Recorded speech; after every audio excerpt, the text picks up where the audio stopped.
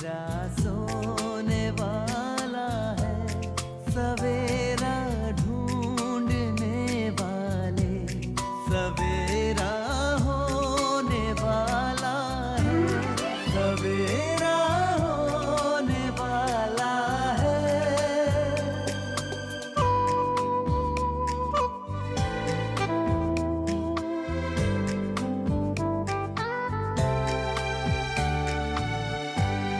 खुशी छलकाएंगी किरणें, खुशी बरसाएंगी किरणें, तेरे गम की सियाही को उजाला धोने वाला है, सवेरा होने वाला है, सवेरा।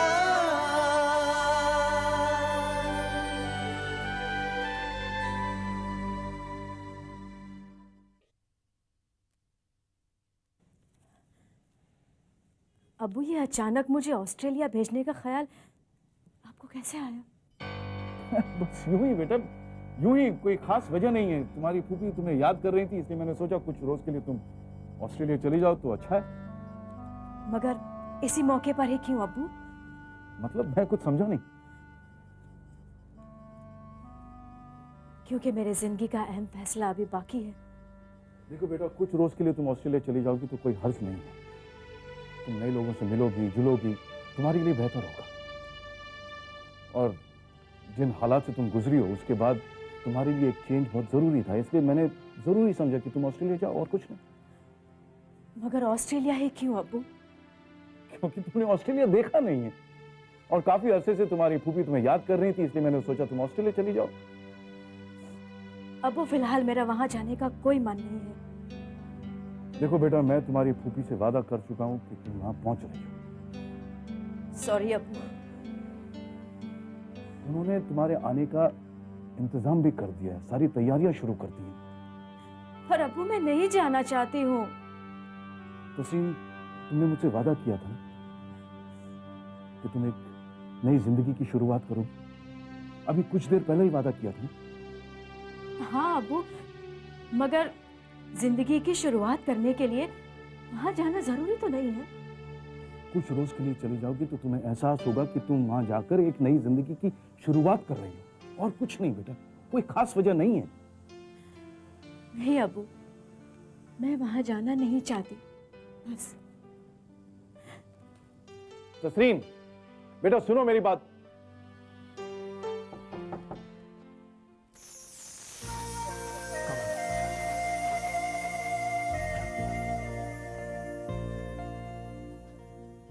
आदाब। कैसे हैं आप?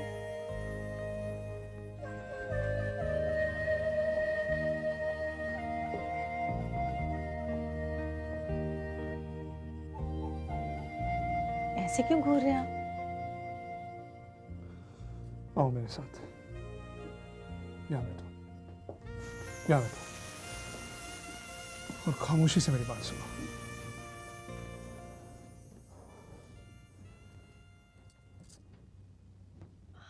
आई सेड खामोशी से मेरी बात सुनो। आज सिर्फ मैं बोलूंगा, सिर्फ मैं, और तुम सुनोगी।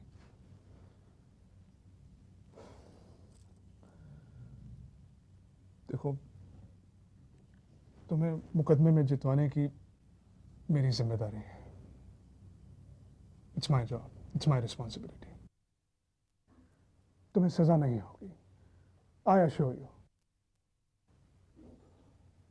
मगर तुम्हें मेरी एक शर्त माननी होगी। शर्त? कैसी शर्त? मुकदमे का फैसला होने के बाद तुम ये शहर छोड़ दोगे, हमेशा के लिए, प्रॉमिस मी। क्या? जिंदगी भर तुम्हारे और बच्चे की जिम्मेदारियां मैं उठाऊंगा, सारी जिम्मेदारी। तुम्हें किसी चीज की कोई तकलीफ नहीं होगी, मगर इससे ज्यादा तुम मुझसे किसी बात की तवक्को मत रखना। हामिद, आप जानते हैं आप क्या कह रहे हैं? बहुत अच्छी तरह से जानता हूं कि मैं क्या कह रहा हूं, और तुम ये रोज रोज जो नए नए तमाशे खड़े कर रही हो, उसका मतलब ही मैं बखूबी समझता हूं। मुझसे निकाह करने के लिए तुम जो पैंतरे अपना रही हो, वो सब बेसूद साबित होंगे, सब बेकार साबित होंगे। तुम इस तरह शबाना को मुझसे अलग नहीं कर सकती। No, it's not possible. मैंने ऐसा कुछ नहीं किया है हामिद। अरे क्या जरूरत थी मेरे घर आने की? क्यों की तुमने ये हरकत? आखिर क्या मकसद था मेरे घर आने का? यही ना कि शबाना और मेरे दरमियान कशीदगी और बढ़ जाए, मेरे घर में फसाद हो, शबाना मुझसे और नफरत करने लगे, इस तरह शबाना मुझसे अलग हो जाए और तुम उसकी जगह ले लो। हाँ, यही ख्वाहिश है ना तुम्हारी? हामिद प्लीज, आप मुझे गलत समझ रहे हैं हामिद। आपके घर आने का फैसला मेरा नहीं था। मैं वहां अपनी मर्जी से नहीं आई थी। तो फिर? मैंने बहुत इनकार करने की कोशिश की थी। आपके घर आने का ख्याल भी मेरे दिमाग में कभी नहीं आता। मैं आपके घर आने से पहले खुद कितना डरी हुई थी, मगर आपकी अम्मी के सामने, उनकी जिद के सामने मैं कुछ नहीं कर सकती। इसीलिए तो अम्मी के कहने पर तुम वहां आई थी? हाँ, आपको मेरी इस बात पर भी यकीन नहीं है ना? तो जाइए जाइए अपनी अम्मी से खुद पूछ लीजिए, उन्होंने ही मुझे बुलाया था वहां। और आप हमेशा मेरे जज्बात पर, मेरी नीयत पर शक करते आए हैं।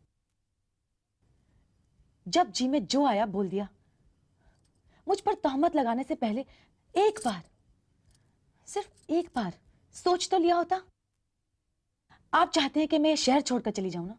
अरे आपके कहने पर तो मैं ये दुनिया छोड़ सकती हूँ। हामिद, मैं आपकी जिंदगी पर अगर इतना बड़ा बोझ बन गई हूं,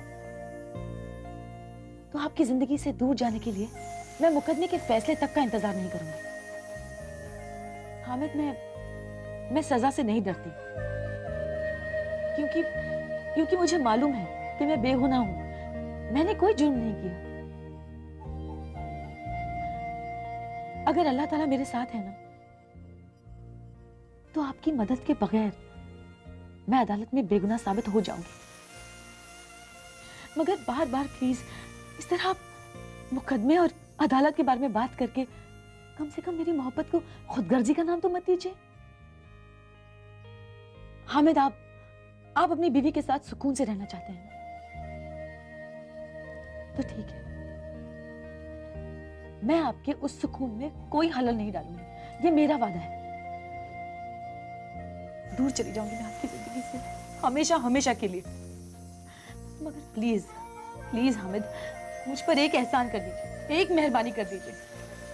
मुझ पर कोई गलत तहमत मत लगाइए please. I can not take it any more, please.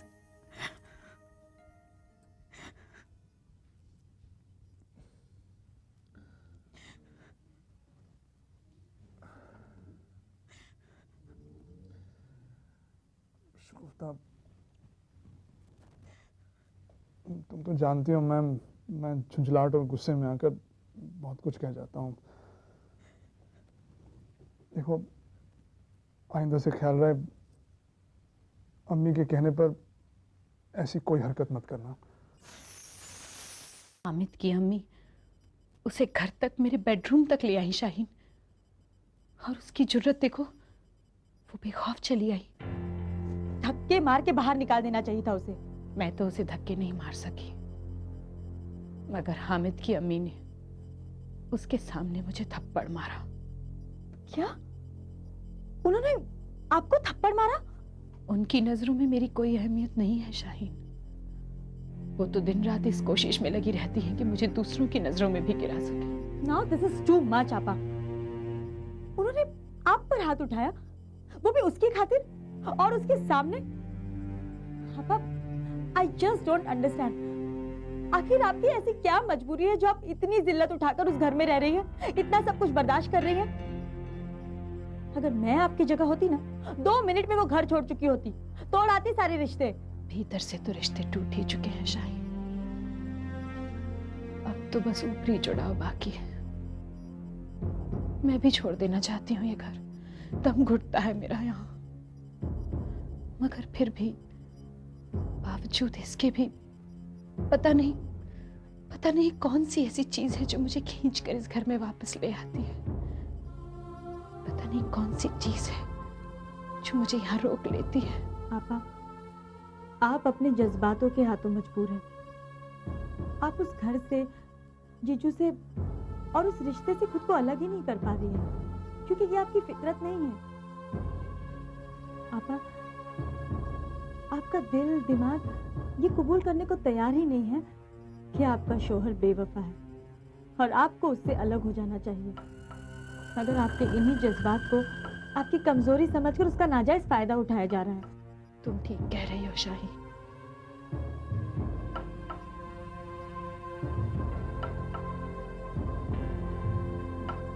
Hello, हम बाद में बात करेंगे। वो मेरे बॉस। ठीक है, तू अपना काम कर, हम लोग बाद में बात करते हैं। खुदा हाफिज। खुदा हाफिज।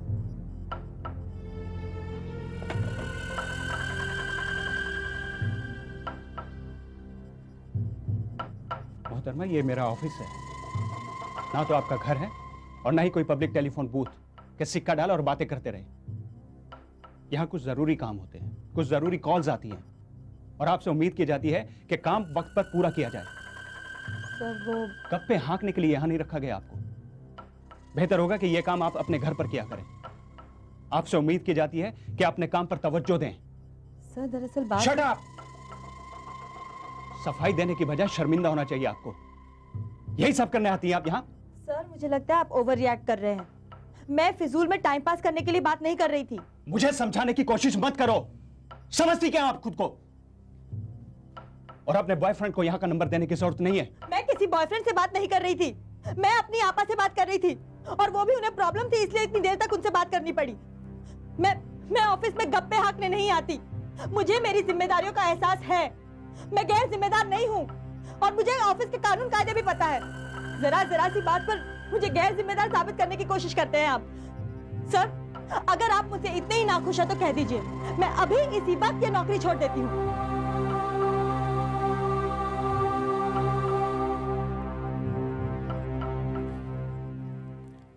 आरजू, मैं जो कुछ भी तुमसे कहने जा रहा हूँ उसे गौर से सुनना और ठंडे दिमाग से सोचना। ऐसी क्या बात है भाईजान? मेरी मुलाकात ज़ारा से हुई कब? आज ही। उसने खुद मुझसे मिलने के लिए कहा। अकबर भाई और तस्रीन के बारे में बहुत ही मुख्तलिफ पहलू उसने मुझे बताया। मतलब? ये सच है कि अकबर भाई तुमसे शादी करना चाहते हैं, लेकिन ऐसा करके वो कुर्बानी दे रहे हैं। कुर्बानी? कैसी कुर्बानी? अपने ख्वाहिशों की, अपनी मोहब्बत की कुर्बानी। इसका मतलब उस दिन अकबर ने जो कुछ भी कहा था वो सब झूठ था? क्या वो वाकई तस्रीन से मोहब्बत करते हैं? आरजू, इस मामले में सच और झूठ के दरमियान बहुत ही बारीक और बेहद नाजुक लकीर है। लिहाजा सच और झूठ के फर्क को जानने के लिए हमें बहुत संजीदगी की जरूरत है। खुलासा करके कहिए ना भाईजान। आरजू, मेरा ज़ारा से और तुम्हारा अकबर भाई से ये रिश्ता हमारे वालिदैन का फैसला था। हाँ, ये भी सच है कि ना तुम्हें और ना ही मुझे इस फैसले से कोई एतराज़ था। लेकिन क्या ये ज़रूरी है कि रिश्ता हो जाने से मुझे ज़ारा से या अकबर भाई को तुमसे मोहब्बत हो जाए? और क्या ये भी ज़रूरी है कि किसी और से मोहब्बत ना हो?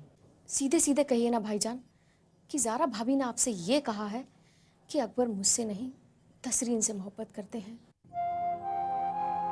और वो मुझसे निकाह सिर्फ अपने वालिदैन की जुबान रखने के लिए कर रहे हैं। अकबर भाई ये रिश्ता इस खौफ से नहीं तोड़ सकते कि कहीं अम्मी और अब्बू मेरा और ज़ारा का रिश्ता ना तोड़ दें। वो तो अपनी बहन के खातिर। फिर उस रोज़ उन्होंने यहाँ आकर हम सबको झूठा यकीन क्यों दिलाया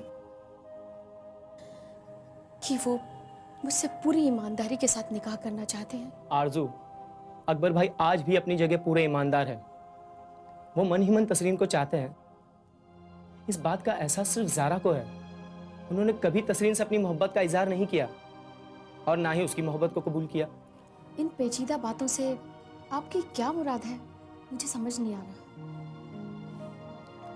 ज़ारा को ऐसा महसूस होता है कि अगर इन हालात में तुम्हारी और अकबर भाई की शादी हो गई तो ये तुम दोनों के साथ में नाइंसाफ़ी होगी और तस्रीन के साथ भी, जो अकबर भाई के लिए अपनी जान तक देने के लिए आमादा है। क्या तुम ऐसे इंसान के साथ शादी करना चाहोगी जो मन ही मन किसी और को चाहता हो और अपनी बहन के मुस्तकबिल के लिए तुमसे शादी करने के लिए तैयार हूँ।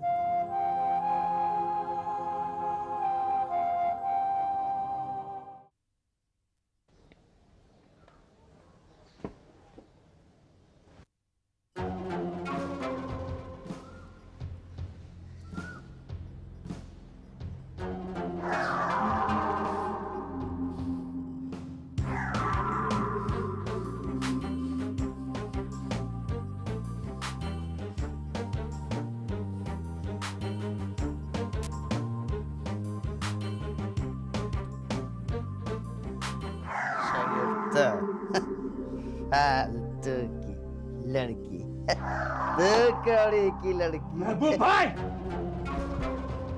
अगर एक भी लफ्ज जबान से निकाला ना तो जबान खींच लूंगा तुम्हारी। जबान खींचोगे हाँ? कुत्ते की तरह तुम हिलाते हुए मदद मांगी मुझसे, मेरी दारू पी, मेरा खाया और मुझे आग दिखाता हाँ? मुझ पर हाथ उठाएगा। 2 मिनट तुमको इंडस्ट्री से आउट कर दूंगा मैं, समझा? तो कौड़ी की लड़की के लिए मुझ पर हाथ उठाता हाँ? भाई इमरान मुझसे हीरोगिरी करता है, हैं? दो कौड़ी का स्ट्रगलर, दो कौड़ी का स्ट्रगलर हैं? मुझसे हीरोगिरी करता है और 2 कौड़ी की लड़की के लिए मेरे ऊपर हाथ उठाता है। ठीक है, ठीक है, इसको सबक सिखाने के लिए कुछ ना कुछ तो करना होगा।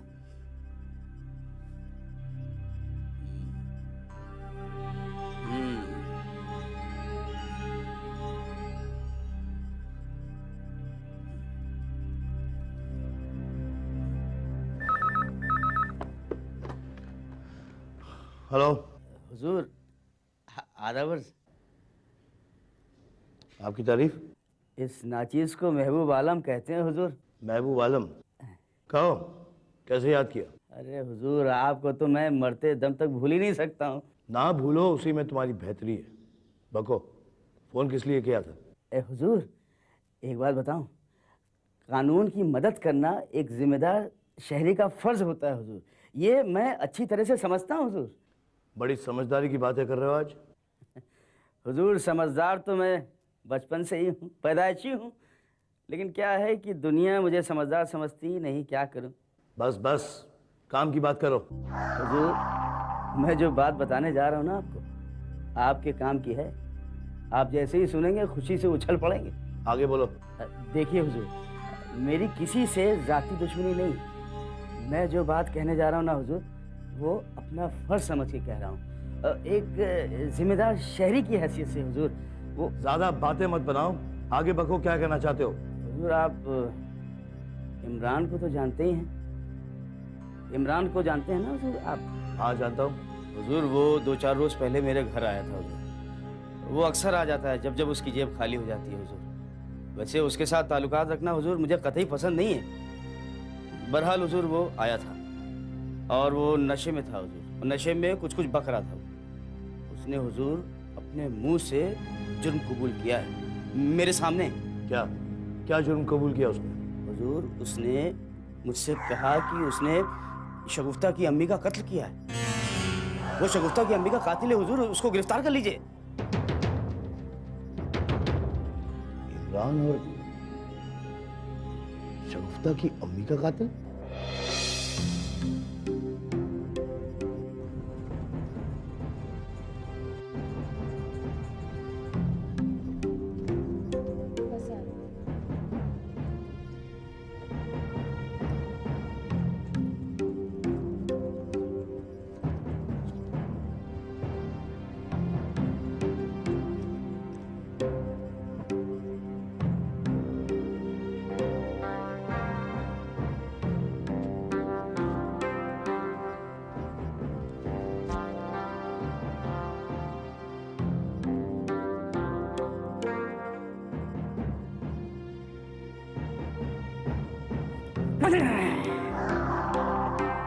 इमरान के बच्चे बच्चा है तू, नन्हा सा बच्चा, इतना इतना बड़ा बच्चा है तू। मुझसे पंगा लिया, अपने बाप से पंगा लिया। महबूब आलम के गिरबान में हाथ डालने की जुर्रत करने वाले के हाथ काट देता है महबूब आलम, इतना नहीं समझता। तेरी खबर तो इंस्पेक्टर खाने कर लेगा। हाँ, जिंदगी भर ना मेरे नाम पे रोएगा तू।